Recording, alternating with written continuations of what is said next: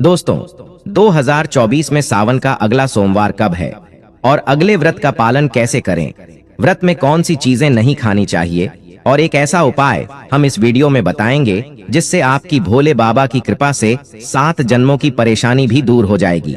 जानिए सब कुछ इस वीडियो में। सबसे पहले सुंदर सी इस वीडियो को लाइक करके कमेंट में लिख दें, हर हर महादेव, ओम नमः शिवाय। दोस्तों, सावन का महीना शिव भक्तों के लिए प्यार की सौगात लेकर आता है। यही वो महीना है जिसे हम प्यार का महीना भी कहते हैं। साथ ही साथ शिव भक्त बड़े जोरों शोरों के साथ सावन के महीने का बड़ी ही बेसब्री से इंतजार करते हैं। सावन में भगवान शिव धरती पर आकर अपने हर भक्त के घर में वास करते हैं और उनकी सच्ची भक्ति से धन धान्य करते हैं। सावन का हर एक दिन बहुत ही शुभ माना जाता है। हर दिन पवित्र होता है, हर दिन भगवान शिव की पूजा की जाती है। लेकिन सोमवार के व्रत की बात ही कुछ और होती है। ये एक पवित्र और शुभ दिन होता है, सोमवार का दिन। इस दिन व्रतधारी व्रत रखकर संपूर्ण फलों की प्राप्ति करते हैं और अगले दिन सावन के पवित्र महीने में फिर से सोमवार के व्रत के आने की कामना करते हैं, ताकि सावन में हम व्रत का फिर से संपूर्ण पालन और फल प्राप्त कर सके। दोस्तों, आपको बता दें, इस बार वर्ष 2024 में सावन का महीना 22 जुलाई को सोमवार के दिन पड़ेगा तथा सावन की समाप्ति होगी 19 अगस्त के दिन और सावन के आखिरी सोमवार के दिन ही 19 अगस्त यानी सोमवार के दिन ही रक्षाबंधन का त्योहार भी मनाया जाएगा।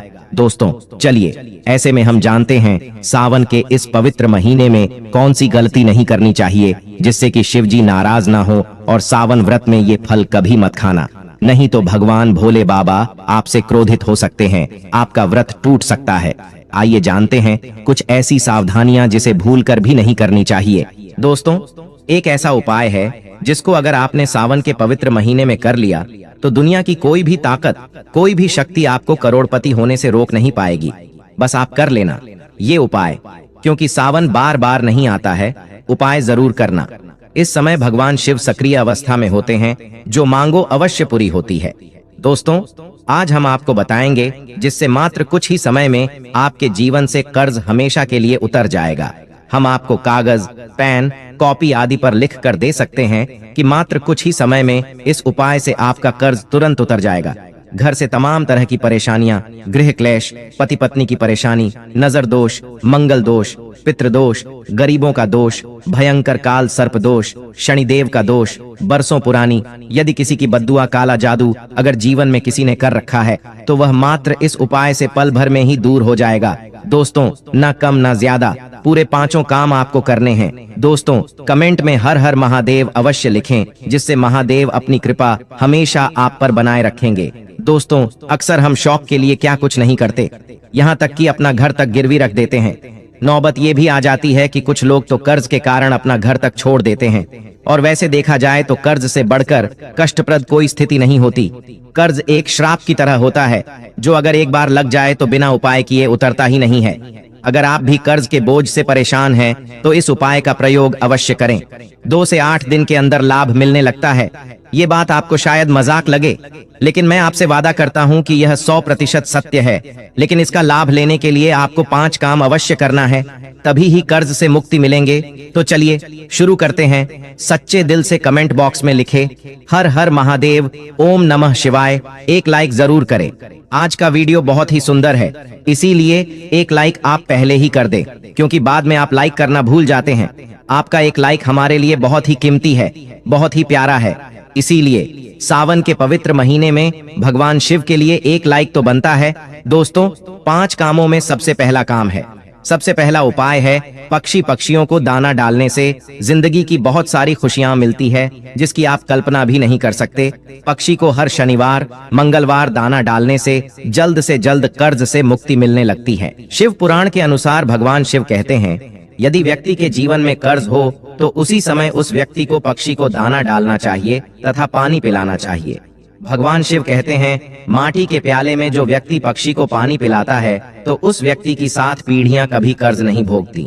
माता पार्वती भगवान शिव से कहती हैं, हे महादेव, यदि पिछले जन्म का कर्ज वह अगले जन्म में चुकाना चाहे तो उस मनुष्य को क्या करना चाहिए। दोस्तों, तब भगवान शिव माता पार्वती से कहते हैं, हे देवी, इसका सीधा सीधा जवाब मैं आपको देता हूँ। अगर मनुष्य आरण मुक्त होना चाहता है कर्ज से मुक्त होना चाहता है, अगर वह अपने पापों से मुक्ति पाना चाहता है तो उसे पक्षियों की निस्वार्थ भाव से सेवा करनी चाहिए, दाना पानी उन्हें देते रहना चाहिए। तभी मैं प्रसन्न रहता हूँ और व्यक्ति को आर्ण मुक्त करता हूँ। अगले जन्म तक पीढ़ी दर पीढ़ी उसकी कभी कर्ज की भागी नहीं होती। अगर आप भगवान शिव के कहने से एक बार उनकी राह पर चल दिए, तब आपके जीवन में कभी कर्ज की कोई भी जरूरत नहीं होगी। आपको कर्ज लेने की आवश्यकता नहीं पड़ेगी, बल्कि तेजी से आपके घर में सुख शांति आएगी, धन बढ़ेगा, वैभव की प्राप्ति होगी। और ये उपाय करने के बाद इसका असर आपको 2-3 दिन में दिखने लगता है। यह काम तो जरूर करें, क्योंकि साक्षात भगवान शिव ने मनुष्य को कर्ज से बचाने के लिए बोले थे। दोस्तों, चींटियों को अगर उनके मन के अनुसार खाना खिलाया जाए, भोजन कराया जाए, तो जिंदगी का वो सारा सुख मिलता है जिसकी हर किसी को जरूरत है। इसलिए ये उपाय भी करते रहे। ऐसा करने से जल्द कर्ज से मुक्ति मिल जाती है। चींटियां धरती पर मनुष्य का कर्ज कम करने के लिए ही धरती पर वास करती है। अगर मनुष्य इस बात को समझ जाए कि चींटियां हमारे दर्द के बोझ को सहती है, कम करती है, कर्ज को घटाती है, तब उसी क्षण हमारे भारत में कोई भी कर्ज का भागी नहीं बनेगा। कर्ज के बोझ के कारण उसे अपना घर गिरवी नहीं रखना पड़ेगा। किसी भी शादीशुदा स्त्री को अपने गहने गिरवी नहीं डालने पड़ेंगे। भूमि आदि को परेशानियों के चलते बेचना नहीं पड़ेगा। दोस्तों, चींटियों का तो काम ही होता है मनुष्य के जीवन से आरण को हमेशा के लिए दूर करना। कर्ज को चींटियां कैसे कम करती है, वो उपाय हम आपको बताने वाले हैं, तो वीडियो के अंत तक बने रहना। चींटियों को ये एक चीज अवश्य खिला देना, उसी दिन से आपका कर्ज धीरे धीरे उतरने लगेगा। क्या चीज आपको खिलानी है वो हम वीडियो में बता रहे हैं, बस आप वीडियो में बने रहना और वीडियो को लाइक जरूर करें। दोस्तों, देखिए चींटियों को आप ऐसा क्या खिलाएं जिससे उसी क्षण हम आरण मुक्त हो जाएं, कर्ज हमारा छू मंत्र से उतर जाए। क्योंकि हमने शुरू में ही बताया था, शास्त्रों में लिखा है कि चींटियां मनुष्य का कर्ज कम करती है, कर्ज को घटा देती है, समाप्त कर देती है। बस चींटियों को खिला देना। यह एक चीज शास्त्रों के अनुसार माना जाता है कि जब यमराज के दूत मृतक के शरीर से उसकी आत्मा यमराज जी के पास लेकर के पहुंचते हैं, तब उसे कुछ याद नहीं रहता। तब उसके कर्म को चींटी ही उसके कान तक पहुंचकर याद दिलाती है और तब वह यमराज जी के सामने बोल पाता है। चिट्ठियों को गुरुवार, शुक्रवार, मंगलवार और बुधवार के दिन यदि बेसन के लड्डू खिलाते रहिए, यदि सावन के महीने में बेसन के लड्डू खिलाए जाए तो चींटियां प्रसन्न हो जाती हैं और मनुष्य को आशीर्वाद देती हैं। चींटियों को ग्रहों की रानी कहा जाता है। नवग्रह का चींटियों में साक्षात वास होता है।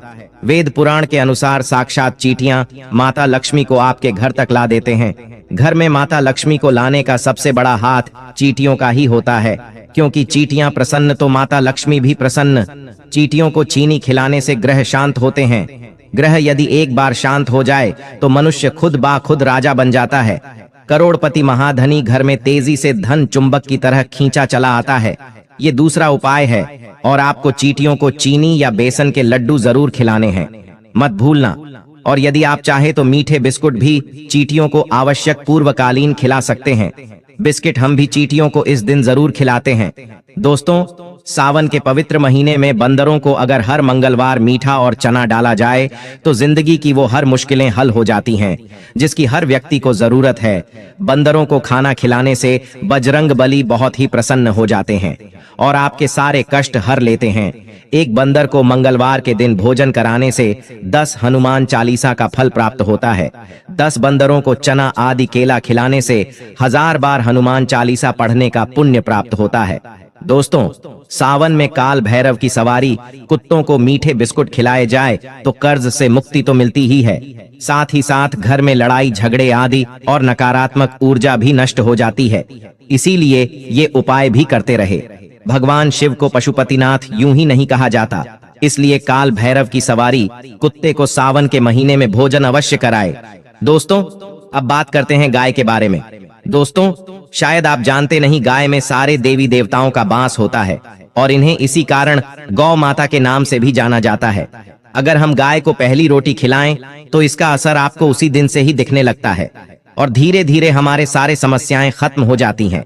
अगर आपको किसी बात का भय लगता है या फिर कोई चिंता सता रही है तो ऐसे समय में सावन में आपको अपने सर के ऊपर से 7 बार बेसन के लड्डू अपने सर के ऊपर से उतार करके किसी काले गाय को खिला दे।